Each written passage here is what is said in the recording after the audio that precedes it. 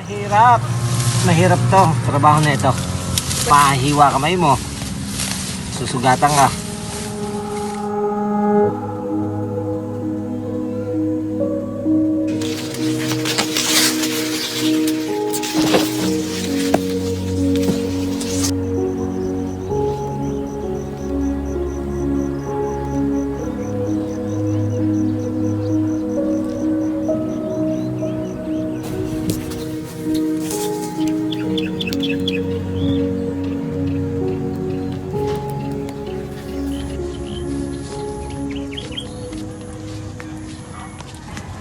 Hindi nabago sa ating pandinig ang salitang El Nino. Lalo na sa ating mga magsasaka sa kahit anong panahon ay susuguin para magpatuloy mabuhay at mapangalagaan ng kanilang kinabubuhay ang pagsasaka. Mga bitak na lupa ang tatambad sa iyong harapan. Imbis na mga hanay sana ng halaman na dapat nakatanim sa lupang ito. Hindi rin ligtas ang tanyag ng mga puno sa epekto ng init. Mga natutuyong lupain, limitado at kulang na pasuklay ng tubig. Nakapapasong init na animo'y masusunog inyong balay. At higit sa lahat, ang luging kita sa pagsasaka. Ilan lamang ito sa mga suliraning kinakaharap ng ating matatigang magsasaka sa panahon ng tag-init o El Nino.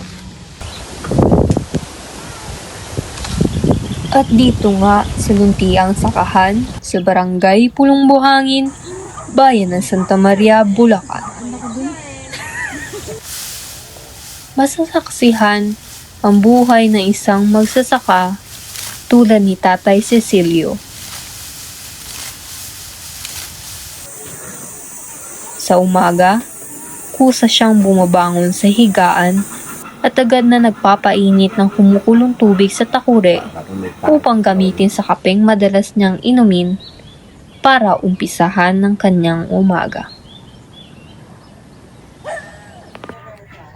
Nang magsimula ng pumutok ang araw, ay alisto na para sa mga gawaing bukid.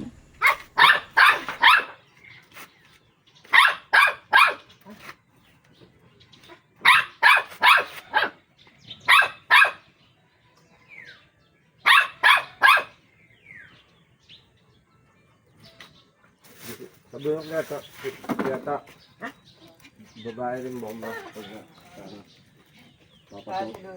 Papatulong daw ng bomba.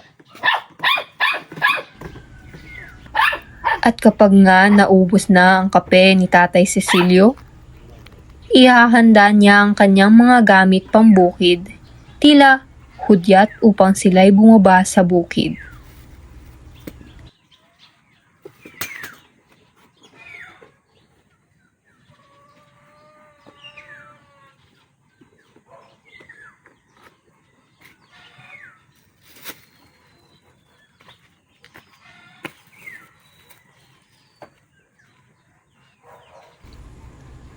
Masinsin ang paghahawa ng damo o pagtatabas ng damo ni Tatay Cecilio para sa kanyang kasalukuyang pananim, ang mais.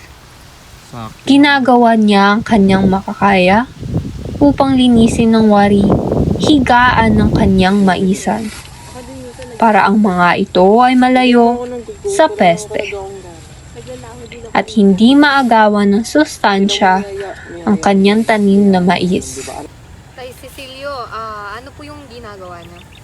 Kumukuha ng damong pampakain sa alaga niyang baka. Matagal niyo na po ba yung ginagawa? Yung mga ganito po? Taon na. Taon na po. Mga ilang taon na po? Nasa mga 40 years na. Okay, tagal-tagal na din po, no? So pag ganito po ba, ganito kainit, naggaganyan pa din po ba kayo? Oo. Paano po yun? Mainit tapos paano nyo po na kakayanan yung init? Tiyaga lang. Kagayan. Paano? Hindi basta-basta trabaho. Basta pag nahihirapan, nagpapahinga. Sa pagsasaka niya naman po, ano po yung mga madalas yung pong ginagawa? Nag-aalaga ng palay. Pagka may damoy dinadamuhan. Pagka kailangan sprayin, i-sprayan. Yung sa Pananay. pesticide. Lalagyan abono. Paano po pag yung, di ba po, sobrang init? Natutuyo po yung palay niyo po, yung mga tanim niyo po.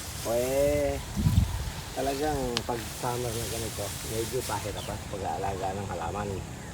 Dahil sa tubig naman, hindi naman kinakapos. Kaya lang, nai-stress yung halaman sa sobrang. Stress din po pala yung halaman. Oo. Parang tao din po. No? Ikaw ba naman itong nakatayo rin sa gitna ng init? So, Hindi yung tubig. Kahit may tubig,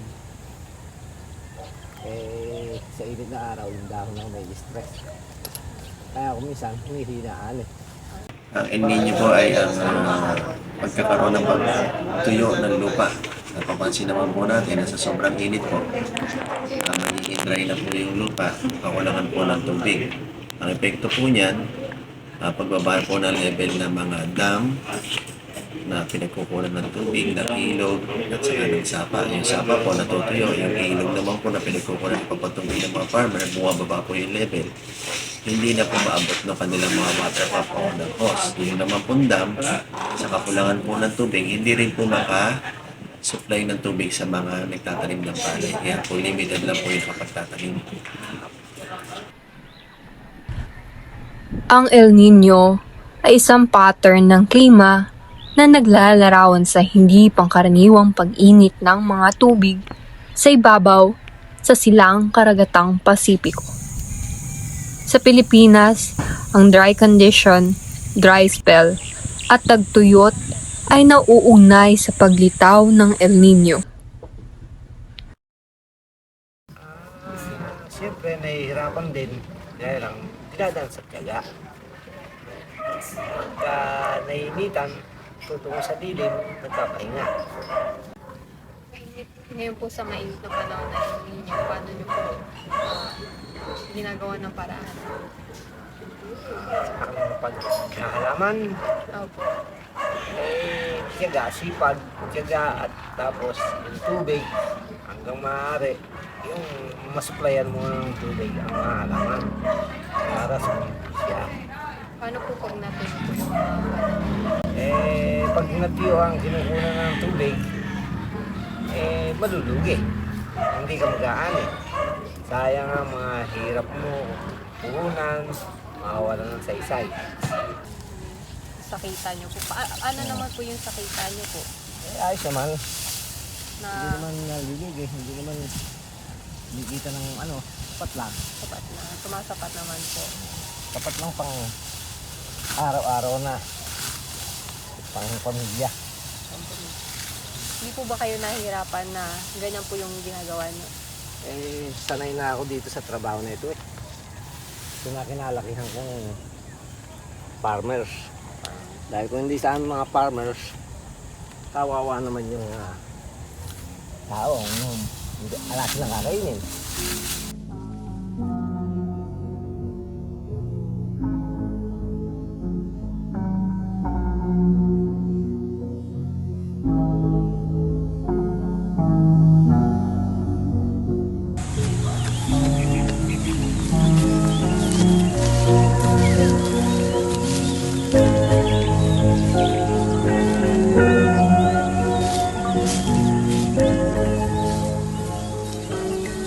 Kinukuha niya ang mga naipong damo at dadalhin sa mga alagang baka.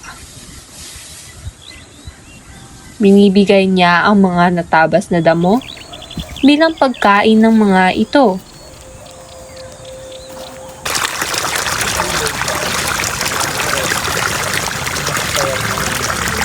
Yung kalaki po.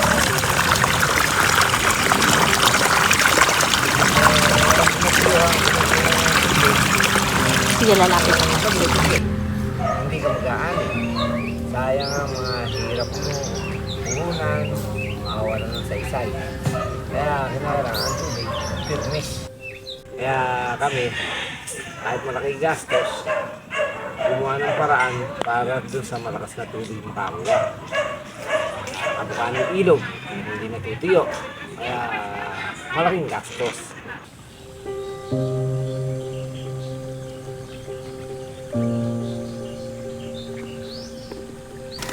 Kala ko pwede kang pusawan.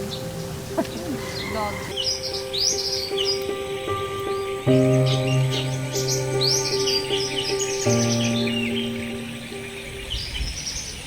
At pag nahinuhan niya ang pagdagling pagluntoy ng mga pananim, ay maagap niya itong pinatutugigan mula sa ilog, na hindi lamang si Tatay Cecilio ang nakikinabang, kundi pati na rin ang mga kasamahan niyang magsasaka. Paano po yung sistema po ng irrigation? Makina. Ang makinang malaki. Diesel. Dahil mas mahaba. Iniaahon ng tubig.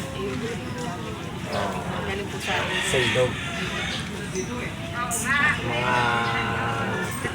Sa mga pero hindi naglalayas mga 700 feet ang haba ng buwan ng tubig.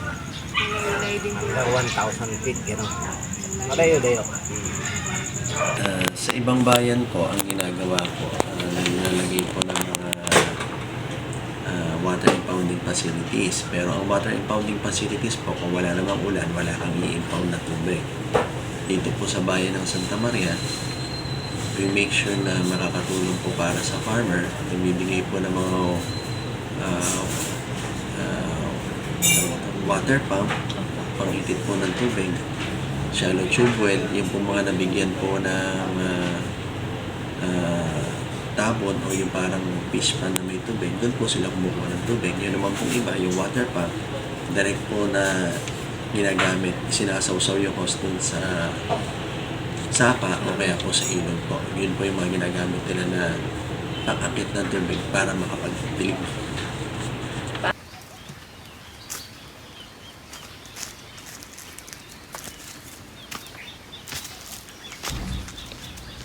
Ngunit, sa pagpapaandar ng makina ng tubig sa ilog, delikadong daan na makitid, matarik, at tila isang maling tapak ay siguradong gugulong ka sa bangin.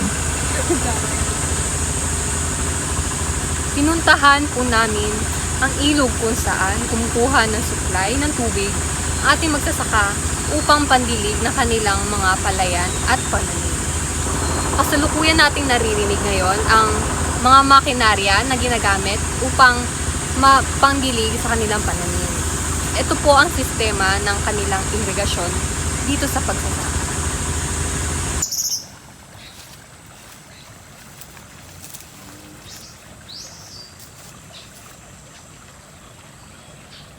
Yan ang nakikita nating ilog. Dito nagmumula ang tubig na pinupukuhanan ng ating magsasaka. Yung tubig na yan ay dumadaloy dito sa pump.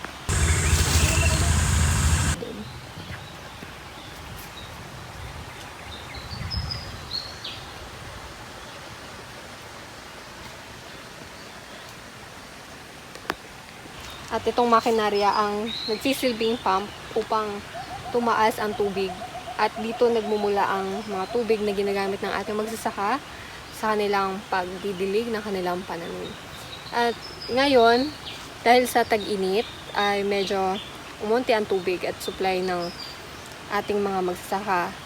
Ngunit, dahil sa unti-unting pag-ulan, unti-unti naman itong umaangat.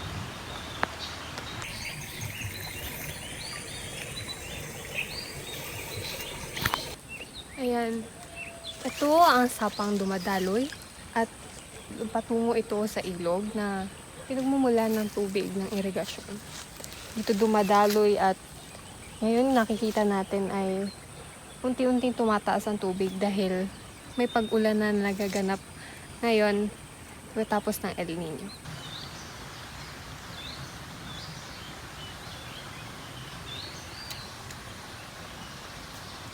Salamat sa ilog na ito, patuloy ang supply ng patubig sa mga hanay ng taniman.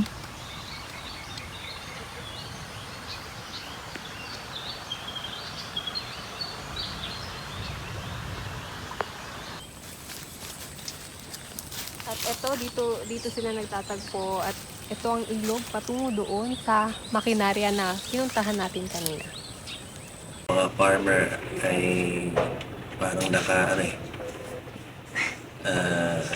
morning and afternoon lang yung trabaho. Sa morning po, either 5 to 9 or 6 to 10 kasi nga po mainit na yung panahon. Sa hapon naman po, yung 5 p.m. papataas. Doon sila nagdidilig hanggang abutin ng gabi kasi nga po mainit. Sa pananim naman po nila, chief complaint po, malakas malanta kasi nga sobrang init. Even nilalagyan po ng mga mga shed na lambat. Nilalagyan po yung mga bagong tanim ng saha na saging na parang support sa init. Nalalanta pa rin po. Hindi po makalaki ng maayos. Yung iba namamatay dahil nga po sa sobrang init. Kung hindi mainit yan kahit puro dyan lalagay yung tayo. Kahit dyan. Gitmaan yan. Ang mga tagpong ganito ay pang-araw-araw na eksena sa buhay ni Tatay Cecilio.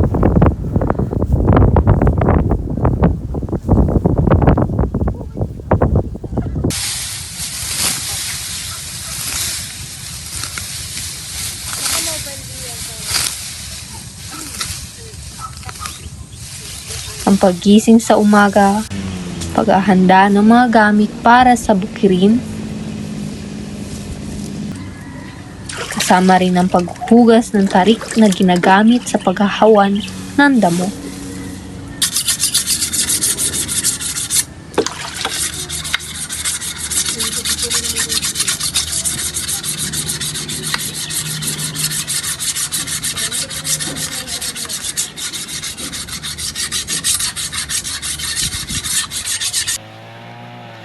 Ginagawa ni Tatay Cecilio ang pagsasaka at pangangalaga sa kanyang mga pananim.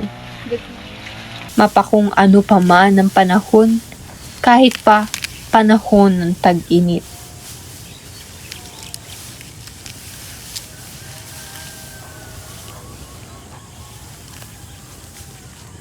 In support po para sa food security program ng national government, ang pamanang bayan po ng Santa Maria ay nimimigay po ng libreng seeds. Kung ano po yung pangangailangan nila, pwede po silang pumunta dito. Libre po yun, walang bayad. Lata-lata kukunin nila o kilo-kilo. Pupunta Pupunta lang po sila dito. O kaya po pagka po meron po kaming once a month na namimigay ng seedlings, makakakuha rin po sila. Libre din po. Saka po fertilizer. Libre rin po. Yun po yung naitutulong ng pamanang bayan ng Santa Maria para po sa mga farmer, lalo po sa panahon na ganitong mainit na panahon. Meron man lang po maitulong para sa kanila. Pa kami ng mga sa gobyernong biyaya na mga libreng pataba. So may tulong din po pala. May tulong din ng sinusuportahan din kami ng agri. Libreng buto. Libreng binhe. May konting libreng pataba. May pang pesticide. Mga pang pesticide na yan. Nakakuha kami sa gobyerno. Nabanggit nating mais ang pinakaiingatan ni Tatay Cecilio na pananim ngayon dahil sa katotohanang mas madaling tumubo at lumaki ang mais sa gantong panahon. Sa panahon po ng El Nino, lagi po namin iniisip makapagbigay ng tulong na drought resistant na pananim. Hindi po namin nire-recommenda na magtanim ng yung gagamit ng masyadong matagal na tubig gaya ng palay.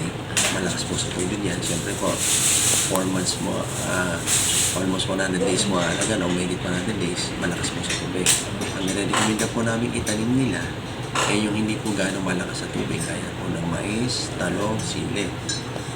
Yung palay po, pwede po yan basta po malapit sa source ng tubig. Pero pag malayo po sa source ng tubig, sa mahal po ng diesel, baka tumatali na. So, ang nire-recommenda po namin ay yung drought resistant po na pananim para po makasurvive sa panahon na mahaba po yung tag-araw po yung tag-init. Sa pagtatanim niyo po, gaano po katagal niyo pong inaani? Gaano po katagal? Ang mais, 63 dias. Makaharvest na. Sa palay, 120 days pagpalay. Paano po yung pag natuyo? Paano po yung ginagawa niyo? Pinapatubigan namin. Paano po pag wala pong patubig? Pag walang natuyo ang ilog, yung natuyo ang aming kinukunan, wala na, lugi ka na. Lugi na po. Ngayon naman, para may mabalik ka ng konti, pa insurance mo yan. May insurance din po pala ang ano po. Ang farmers may insurance. Basta may tanim ka, pagkatanim, pa insurance mo na. Meron. At kung minsan pa di kaya ang init, bumabalik siya sa kanyang tahanan upang magpahinga.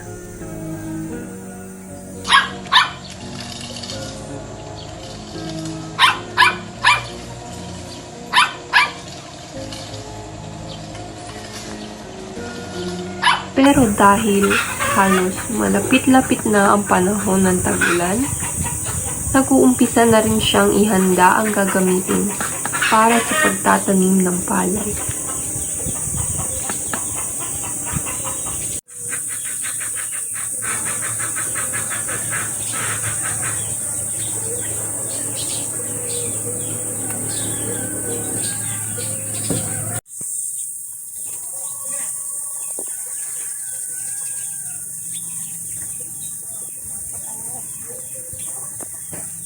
Tay Totoy, pwede niyo po ba akong turuan paano gawin ito?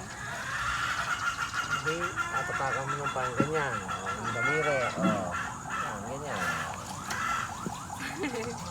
Yung isang, ito nasa taas, itong binulay na yan. Yung isa, yung ganon, tatapakan ganon. Babatakin ganon, Ito po babasa ko.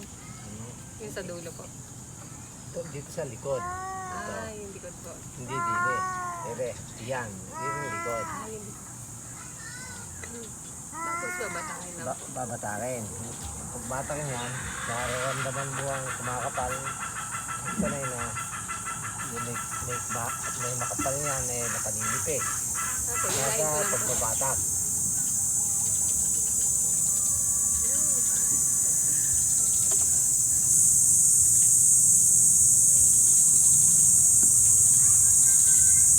Naman ikaw ay bumili pa, marunong ka naman gumawa. Ano po. Dapat po maging resourceful. Kasi ngayon, pag hindi ka marunong gumawa nito, talagang binibili na iba.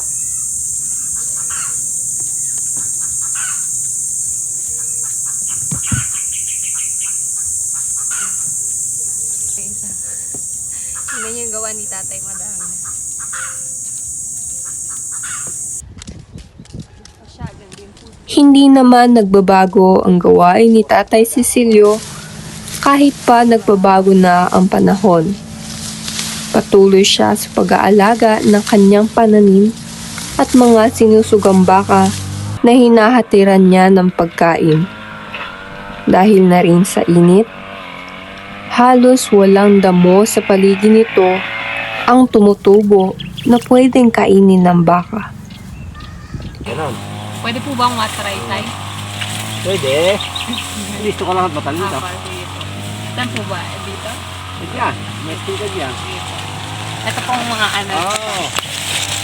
Hilayin po muna natin. Tapos hawakan po. Hawakan mo, listo lang sa kamay mo. Babatakin mo ngayon.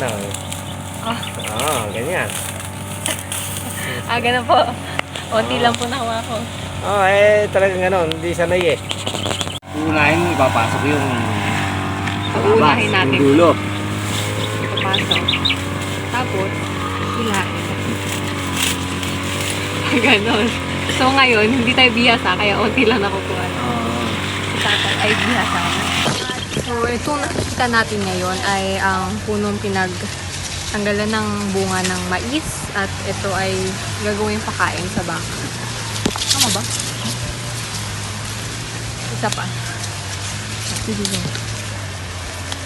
Itong nakikita nating puno ngayon ay ang pinagtanggalan ng bunga ng mais at ang bunga Okay, sige, ulit lang ulit. Itong nakikita nating puno ngayon ay ang pinagtanggalan ng bunga ng mais. At pagkatapos nito ay ito ay tatabasin. Tapos ito ang magiging pagkain ng baka. Ito yung pinapakain nila. Dinadala nila doon sa baka. Hindi natin maitatanggi ang hirap at tiyagang kailangan para makapagtanim. Kaya marapat lamang bigyan natin ng pansin ng mga taong tila hindi napapagod gawing sagana at luntian ng lupain. Ang katulad mo at katulad nila na buhay ang hatid sa atin. Mga magsasaka na ang tanging minimithi sa araw-araw ay ang matanaw ang bunga sa kanilang pagsisikap. Kahit pa ang kalaban ay ang mapinsalang init, patuloy lang sa pagkamit sa payak na buhay na hindi ipagpapalit.